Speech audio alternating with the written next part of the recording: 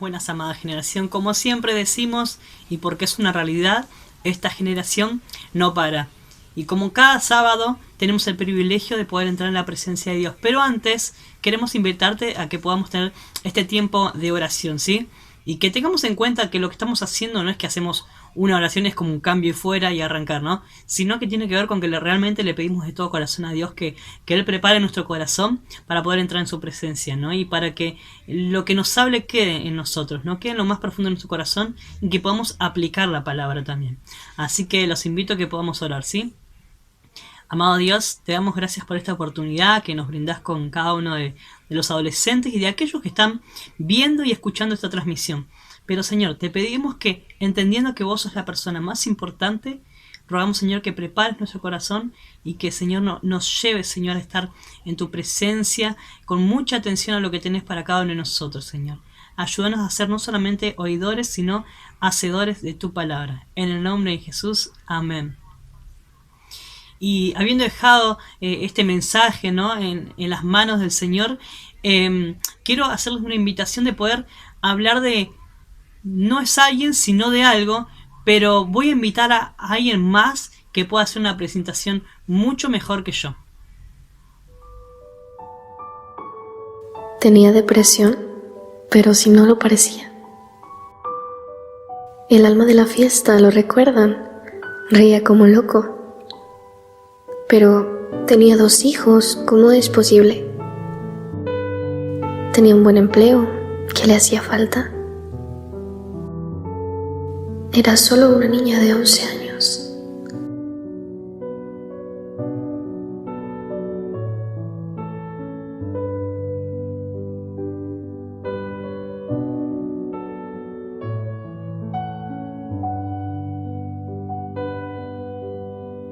La depresión también sabe de supervivencia. Ha aprendido el arte del camuflaje, a apoderarse de ti, pasando desapercibida. Sabe más que tú de maquillaje, sabe más que tú de disfraces y sabe más que político el arte de mentir. Se colorea una sonrisa, difumina bien las lágrimas de anoche, no deja visible las heridas y limpia bien los rastros de sangre. Sabe de ciencia forense, deja en duda si es suicidio o homicidio. En las fotos de ayer reía, en las de hoy cuelga en una habitación vacía, hace que culpen a todos del crimen y entre risas se escabulle buscando otra víctima.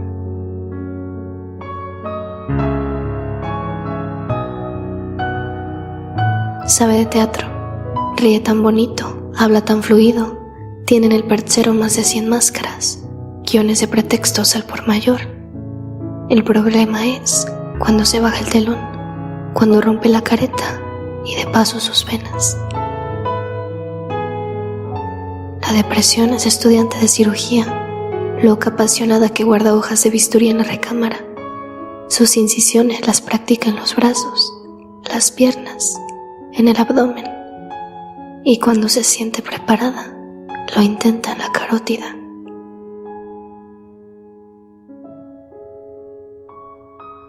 La depresión tiene humildad, visita a hombres, mujeres, ricos, pobres, niños, ancianos. A ella le da igual. Les invita a un café. Les dice que ella es la salida, que como ella ninguna los entiende. Se te mete como canción de cuna al oído, con el único propósito de hacer que se te cierren los ojos. Y esta vez, tal vez sea para siempre. Tiene sucursales en cada continente. Me atrevo a decir que si en Marte hay vida, seguro que allá tampoco se le escapan. La depresión tiene rostro. Se parece mucho a una persona con sonrisa.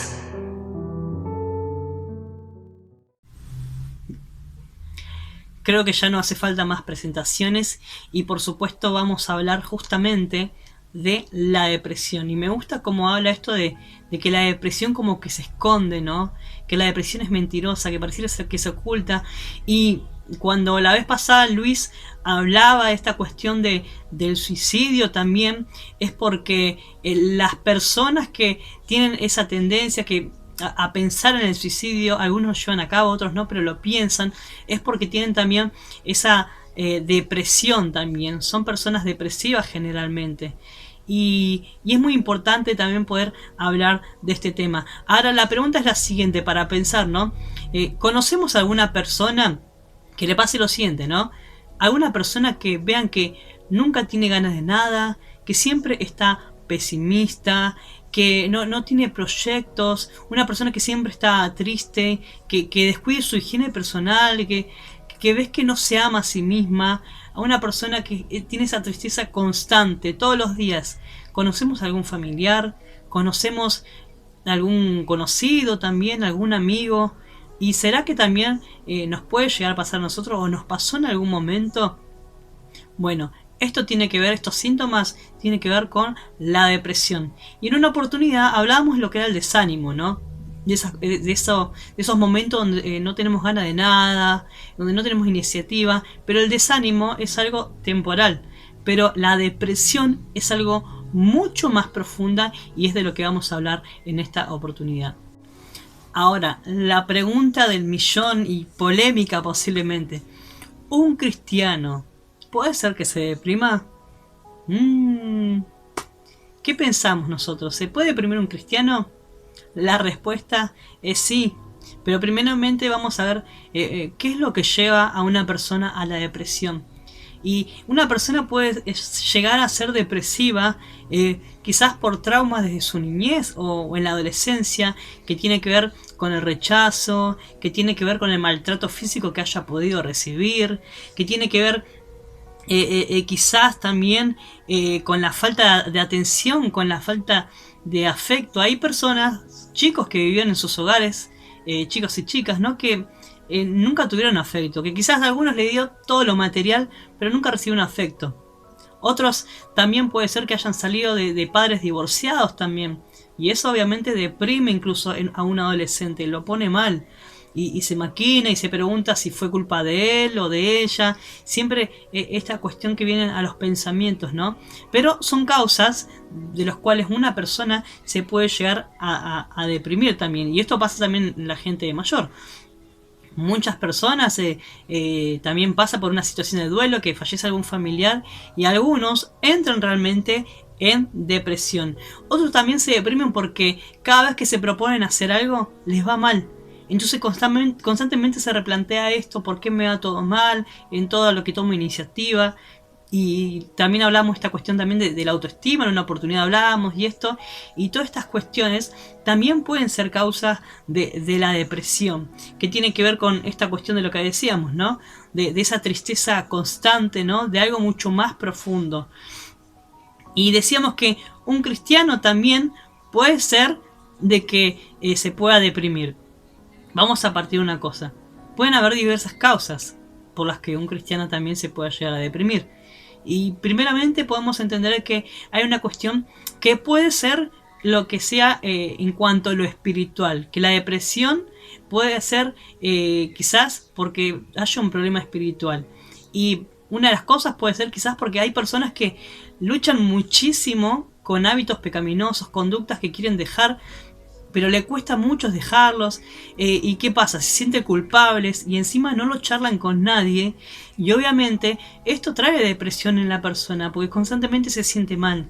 Entonces esto parte de lo espiritual también. Por eso es importante que si uno está luchando con un hábito pecaminoso, alguna conducta que sabemos que no agrada a Dios, pero le cuesta dejarlo, es importante poder hablarlo, porque eso hace que uno se deprima. También la falta del perdón puede traer depresión. ¿Por qué? Porque tiene que ver con un alma, un corazón herido también. Y también entendiendo que cuando uno conoce a Cristo, no es que uno se pone 0 km de la noche a la mañana. De hecho, en Filipenses 1:6 dice que aquel que inició la buena obra la va a ir perfeccionando hasta el día de Cristo Jesús. Es decir, de que no es que ya se hace perfecto un día para el otro, sino que hay un proceso. Y cuando uno viene con heridas del alma por el maltrato, por el rechazo y un montón de cosas, puede ser que aún esté luchando con eso, por esas heridas del alma también. Entonces un cristiano puede ser también de que tenga esta tendencia a deprimirse también, por supuesto. Ahora, entendiendo, ¿no?, esta cuestión de que uno puede ser que se pueda llegar a deprimir también, ¿no?, aún siendo hijo de Dios. También tenemos que entender qué cosas pueden llegar a afectar. Y mira, primeramente, la depresión afecta la salud física. Está totalmente comprobado de que cuando uno se deprime, ¿no?, cuando uno lleva esa tristeza continua, las defensas mismas te bajan, ¿no? Que tiene que ver con el sistema inmunológico, ¿no?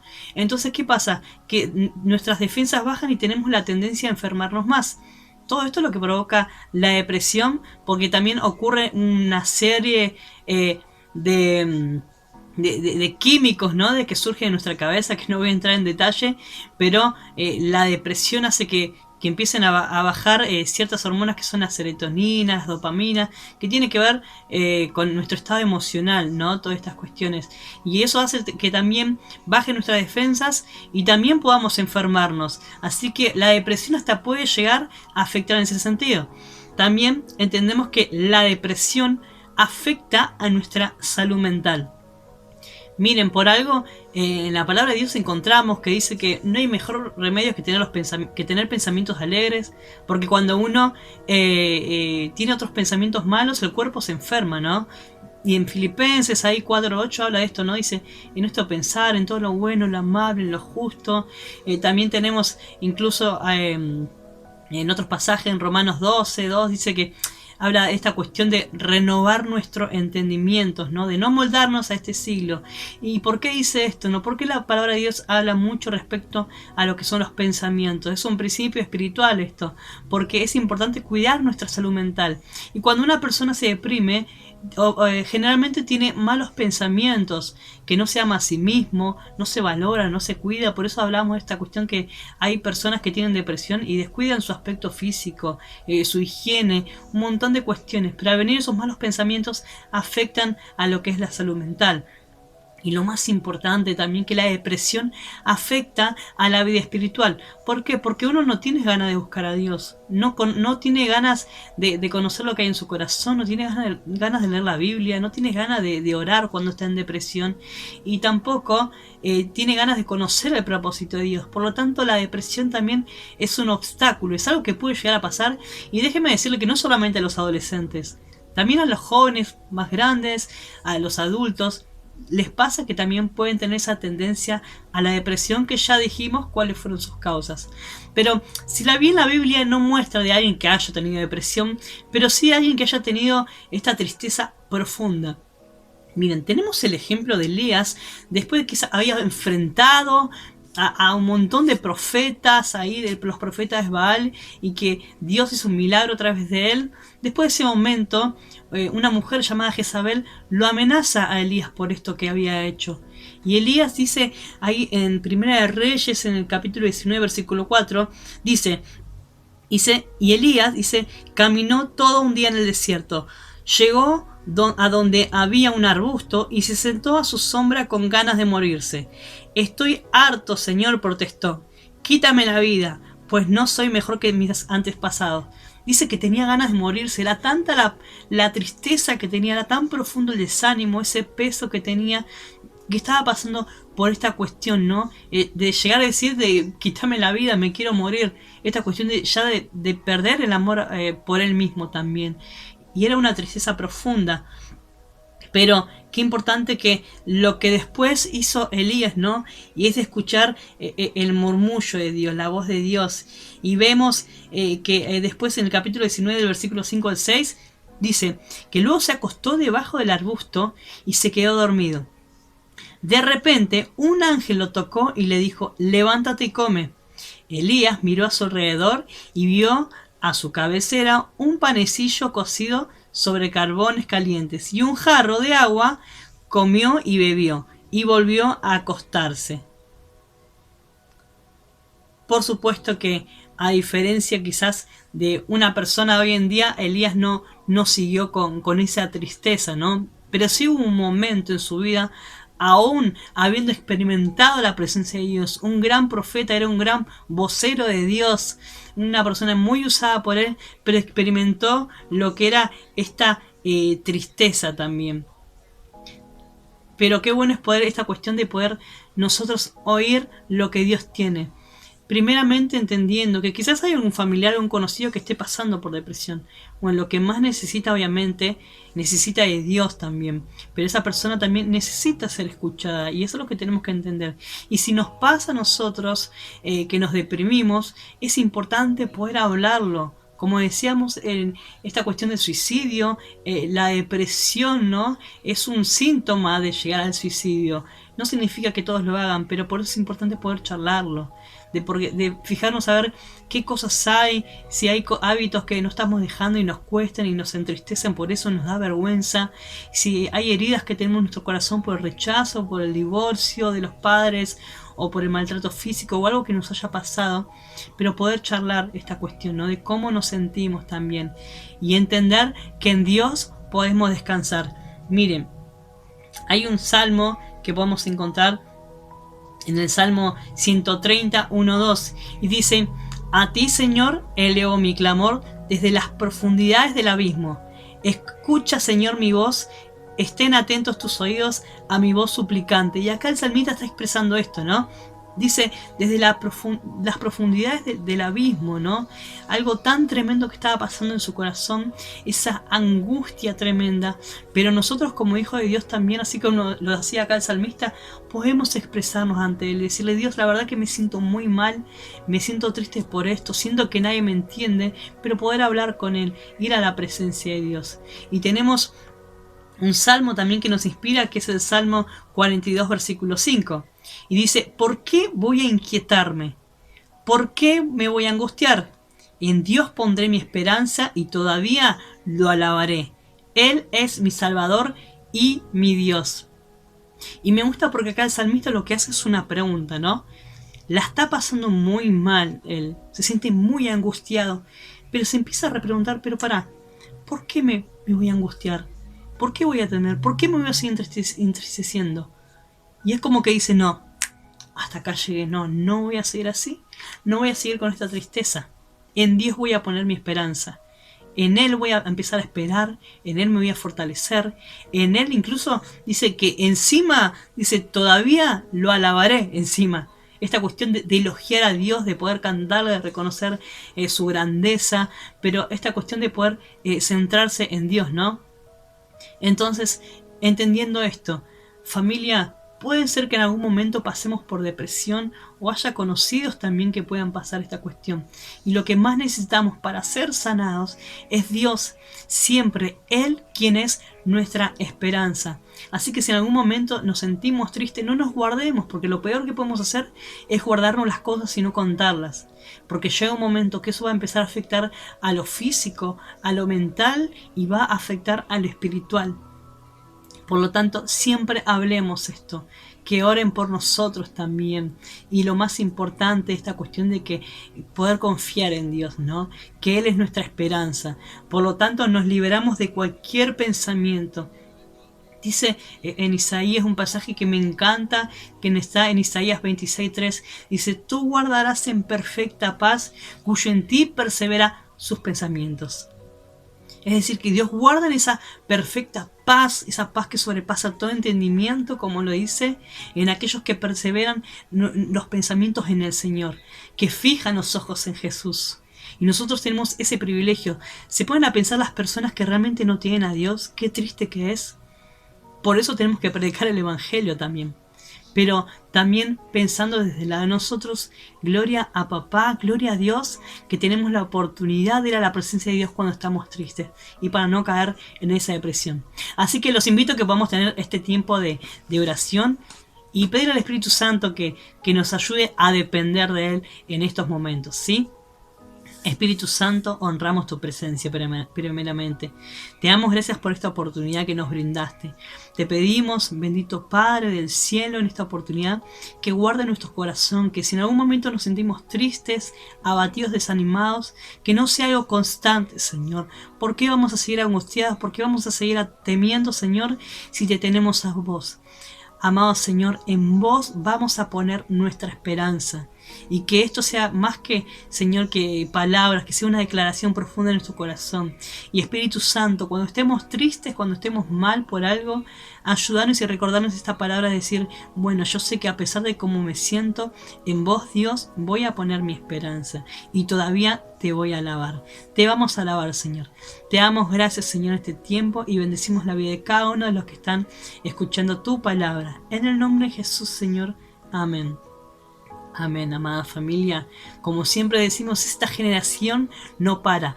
Como adolescentes, los invitamos y los animamos a que puedan seguir creciendo en el Señor. Amada familia, Dios te bendice y nos vemos la próxima oportunidad.